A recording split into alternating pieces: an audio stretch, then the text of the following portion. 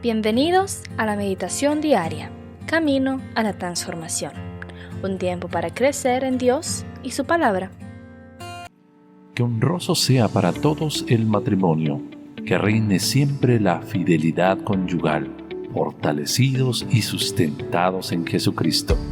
Te invitamos a participar de este tiempo de clamor y oración por nuestros matrimonios, del 1 al 31 de agosto, por el canal de YouTube de Senti City Mundial. No te olvides suscribirte en el canal, activar la campanita y aceptar todas las notificaciones. Y recuerda dar me gusta. Comencemos. ¿Qué tal? Buenos días, buenas tardes, buenas noches, amada familia. Según el tiempo que estén disfrutando, les quiero dar un saludo desde aquí, desde Senti Luque. Soy el pastor Norberto Rubén Ramírez. Como dije antes, represento a Senti Luque. Y el mensaje que vamos a dar a conocer hoy, dentro de la serie a las 7 iglesias, corresponde al mensaje a la iglesia de Pérgamo. Esto está claramente especificado en Apocalipsis 2, del 12 al 17. Según un estudio realizado por eruditos teólogos, concluye de manera unánime que la iglesia de Pérgamo abarca un periodo del 316 a 800 después de Cristo. Se la relaciona con la parábola de la semilla de mostaza, descrita en Mateo 13, del 31 al 33 por nuestro Señor Jesucristo.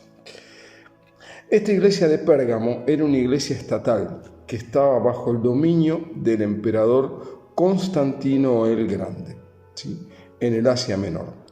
En esta época cesa ya la persecución a los cristianos, imponiendo el mencionado emperador el cristianismo como religión universal y muchos de sus perseguidores se convirtieron al cristianismo debido a los grandes beneficios que ofrecía dicha conversión.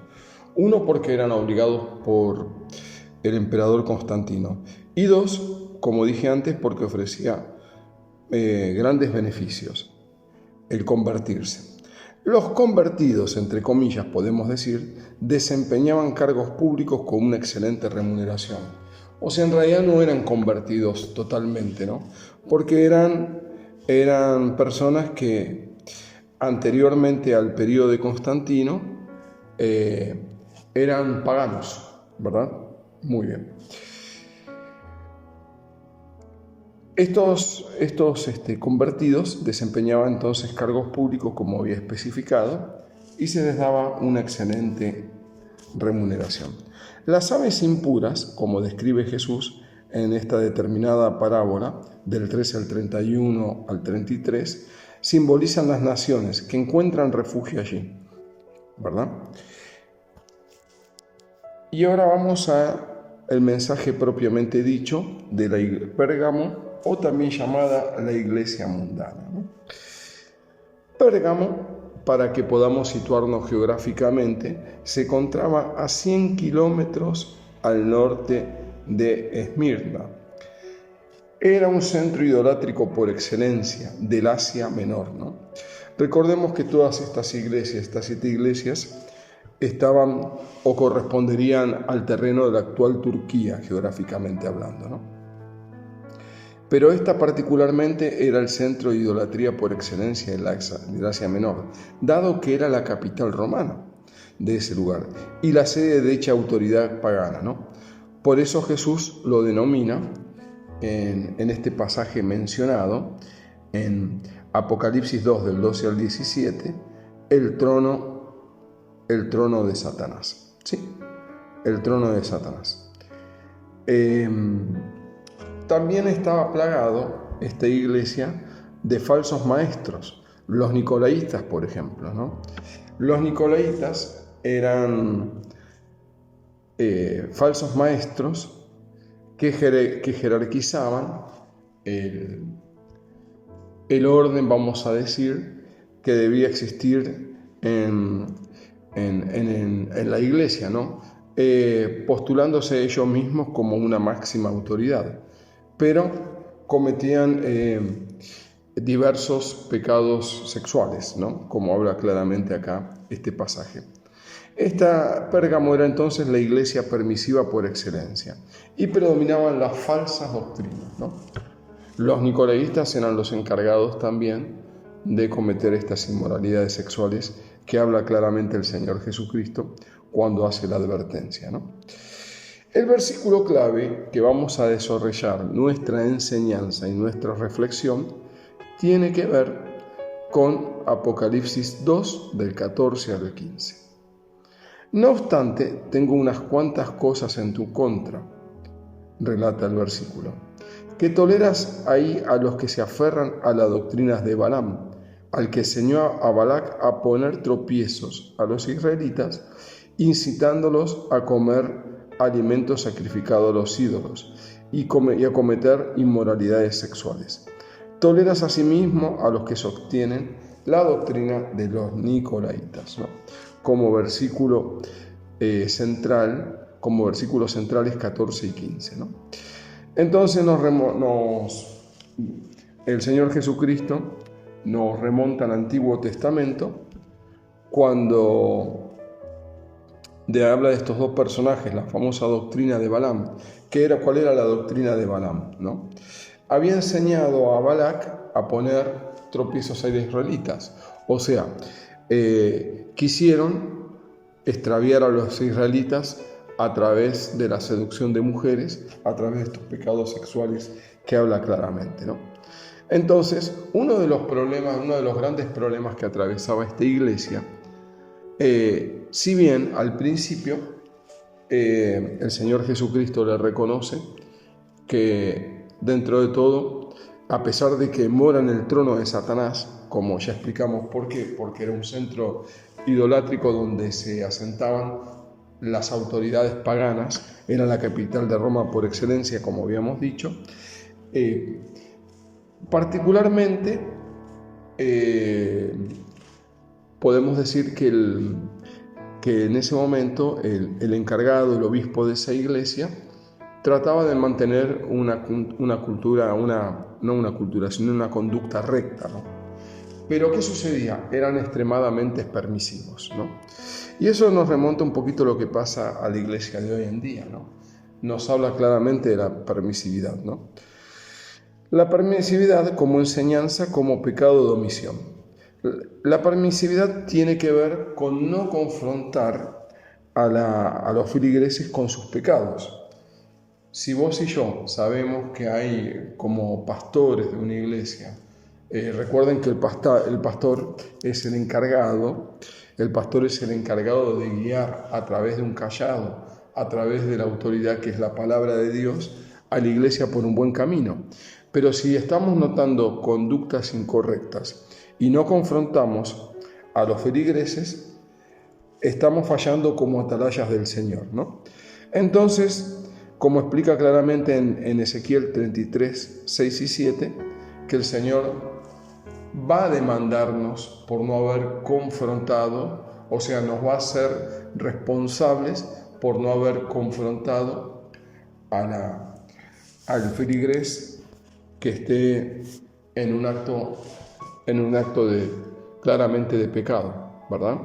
Entonces, y esto es lo que suele sucediendo comúnmente en esta iglesia, en la iglesia mundial, vamos a decir, ¿no?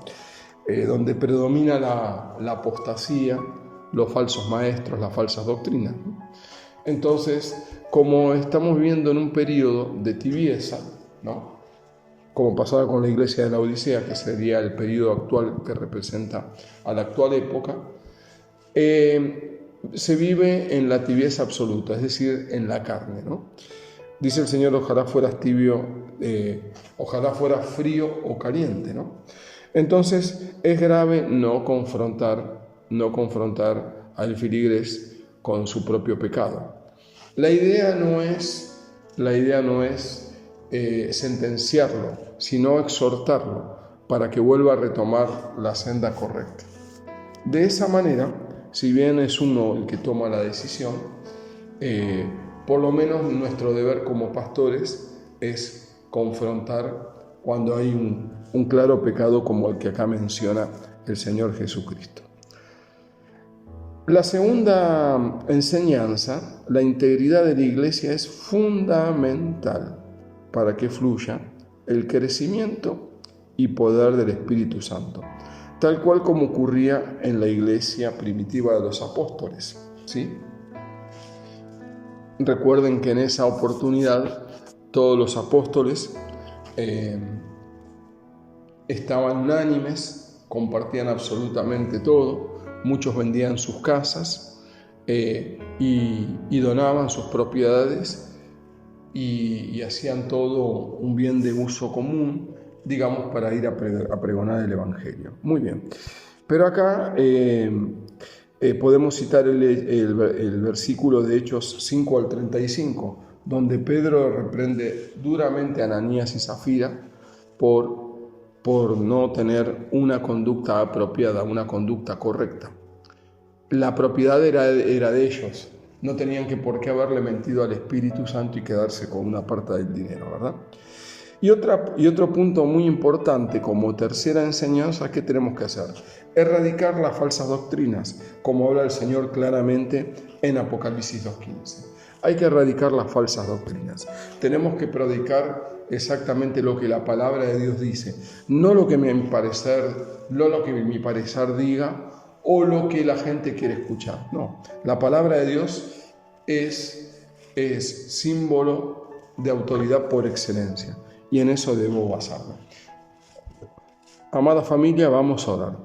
Amado Padre Celestial, cómo no alabarte, no exaltarte y bendecirte en este día de hoy con esta enseñanza, Papito Dios. Sabemos que estamos rodeados de falsos maestros, falsos apóstoles, y predomina una tremenda apostasía, Papito Dios. Que en este tiempo, Papito Dios, nosotros, Padre Celestial, más allá de la presión celestial que existe a nivel mundial, que nosotros podamos mantenernos no solamente fiel a ti con nuestro testimonio, sino mantener la fidelidad y la limpieza de la iglesia en lo que respecta al caminar cotidiano, Papá Dios. Padre mío, somos responsables delante de ti, Señor, en guiar correctamente a las ovejas, Papito Dios. Las ovejas necesitan ser guiadas por un pastor. Tú, Señor Jesucristo, eres el pastor por excelencia.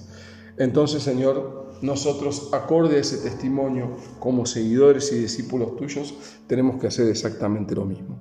Te alabamos, te bendecimos y te exaltamos y entregamos este tiempito en tus manos. En Cristo Jesús, amén. Una vez más los saluda Norberto Rubén Ramírez. Que tengan una excelente jornada en este día de hoy. La palabra de Dios es viva y eficaz, y con certeza cumplirá su propósito en nuestras vidas. Por eso, no pierda mañana la oportunidad de juntos continuar por este camino a la transformación. Todos estos mensajes forman parte de la Iglesia Senti City Mundial. Entra en contacto con nosotros para pedir oración, contar testimonios o formar parte de nuestra iglesia. Hágalo a través de nuestras plataformas Facebook e Instagram, Senti City Mundial. Dios les bendiga.